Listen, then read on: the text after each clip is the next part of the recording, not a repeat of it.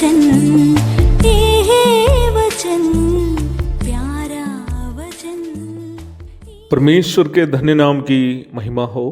प्रभात मनन के सत्र 1294 में आप सभी का बहुत ही विनम्रता के साथ स्वागत करता हूं। आइए आज का मनन के लिए एक और बार हम पढ़ते हैं पहला तीमुथियुस अध्याय 2 पद 5।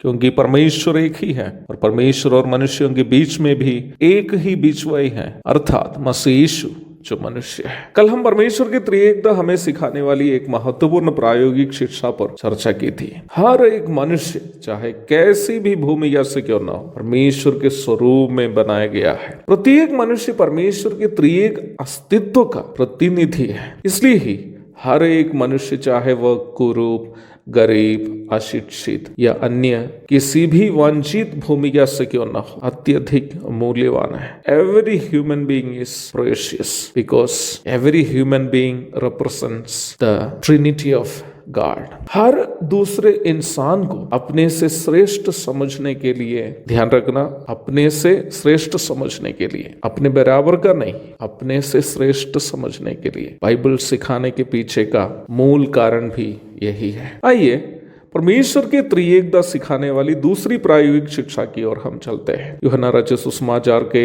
17वां अध्याय में हम प्रभु यीशु मसीह की एक प्रार्थना को देखते हैं जो उन्होंने पिता से की थी। उसके 20 से 23 पद तक हम इस प्रकार पढ़ते हैं। मैं केवल इन्हीं के लिए विनती नहीं करता, परंतु उनके लिए भी जो इनके वचन के द्वारा मुझ पर विश्वास करेंगे, कि वे सब एक हो, कि वे सब एक हो, जैसा तू है पिता मुझ में है और मैं तुझ में हूं, वैसे ही वे भी हम में हो, जिससे संसार विश्वास करे कि तू ही ने मुझे भेजा है। वो महिमा जो तूने मुझे दी मैंने उन्हें दी है, कि वे वैसे ही एक हो जैसे कि हम एक है, मैं उनमें और तू मुझ में, कि वे सिद्ध होकर एक हो जाए। इस भाग से एक वाक्य में दोहराना चाहता हूं, वे वैसे ही एक हो जैसे कि हम एक है। ये प्रभु यीशु जो पुत्र है पिता से करने वाली एक प्रार्थना है। यद्यपि यह पवित्र आत्मा का नाम प्रभु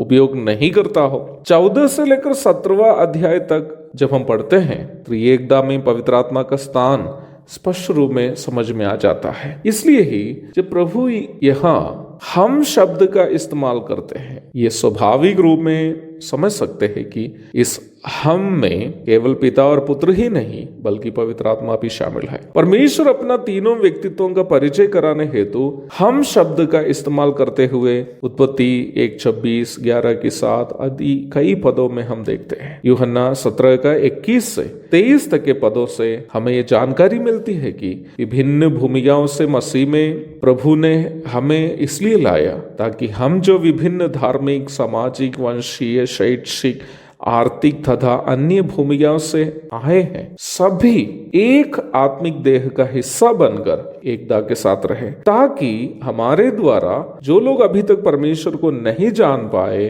वे परमेश्वर के 3 व्यक्तित्वों के विषय में जाने, या उस परमेश्वर के बारे में जाने जो 3 व्यक्तित्वों में अस्तित्व रखने वाला एकमात्र परमेश्वर है। रोमी 12:5, पहला कुरिन्थी 12 से 27 तक, एफएससी 1:23, 3:5 आदि कई पदों में इस आध्यात्मिक सच्चाई को सैद्धांतिक रूप में समझाते हुए हम देखते हैं। तो प्यारो, प्रभु हमें अलग अलग भूमिकाओं से मसीह में इसलिए नहीं लाया कि हम अपनी भूमिकाओं का घमंड मसीहत में भी आकर दिखाए, बल्कि प्रभु हमें अलग अलग भूमिकाओं से इसलिए बुलाया कि हम 3 व्यक्तित्वों में अस्तित्व रखने वाला एकमात्र परमेश्वर का अस्तित्व को दिखाए। मसीह में आने के बाद भी आपको अपनी सीरियाई, ब्राह्मणवादी या आदिवासी या अन्य भूमिकाओं पर घमंड है, तो वो इसलिए है क्योंकि